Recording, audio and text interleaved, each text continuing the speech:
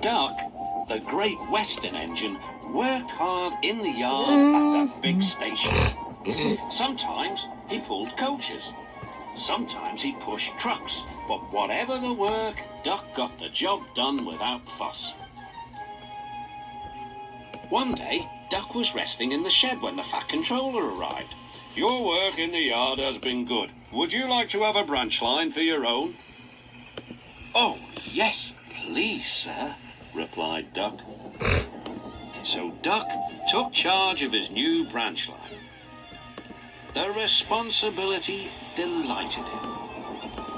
The line runs along the coast by sandy beaches till it meets a port where big ships come in. Duck enjoyed exploring every curve and corner of the line.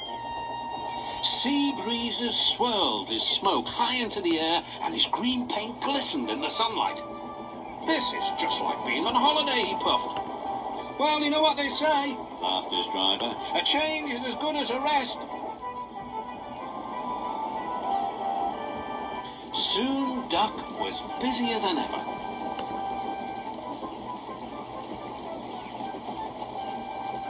The Fat Controller was building a new station at the port, and Duck pushed the trucks wherever they were needed.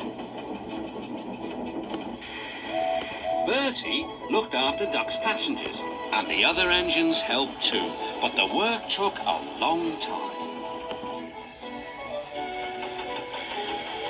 Noise and dust filled the air. "Don't worry," whistled Toby. "The station's nearly finished." "And on time too," said Duck, thankfully. Duck felt his responsibility deeply and talked endlessly about it. "You don't understand, Donald, how much the Fat Controller relies on me."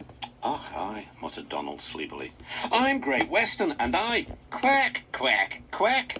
"What?" "Ye heard. Quack, quack you go. Sounds like you'd an egg laid. Now wheesht and let an engine sleep."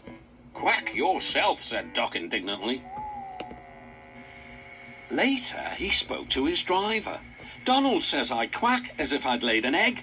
"Quack, do you?" pondered his fireman. He whispered something to Duck and his driver. "Don't worry." They were going to play a joke on Donald and pay him back for teasing Duck. "Okay. But I'm afraid." The engines were busy for the rest of the day, and nothing more was said. Not even a quack.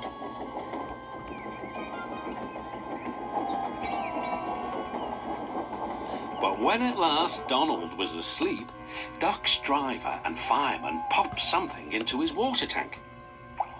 Next morning, when Donald stopped for water, he found that he had an unexpected passenger aboard. A small white duckling popped out of his water tank. "Nay, who's behind this?" laughed Donald. The duckling was tame. She shared the fireman's sandwiches and rolled in the tender. The other engines enjoyed teasing Donald about her. Presently, she grew tired of travelling and hopped off at a station, and there she stayed. That night, Donald's driver and fireman got busy, and in the morning, when Duck's crew arrived, they laughed and laughed. "Look, Duck! Look what's under your bunker! It's a nest box with an egg in it!" Donald opened a sleepy eye. Will. You must have laid it in the night, Duck, all unbeknownst." Then Duck laughed too. "You win, Donald. It'd take a clever engine to get the better of you." There's a pond near the duckling station. Here she swims and welcomes the trains as they pass by. The station master calls her Dilly. To everyone else, she is always Donald's duck.